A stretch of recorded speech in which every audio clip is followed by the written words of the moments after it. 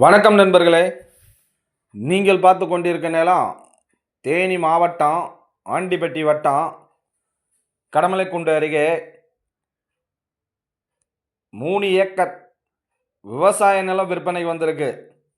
இந்த நிலம் கடமலைக்குண்டிலிருந்து 11 கிலோமீட்டர் தொலைவில் அமைஞ்சிருக்கு. இந்த நிலம் தார் ரோட்டிலிருந்து 500 மீட்டர் மண் பாதையில் அமைஞ்சிருக்கு. இது ஒரு நல்ல விவசாய நிலம்.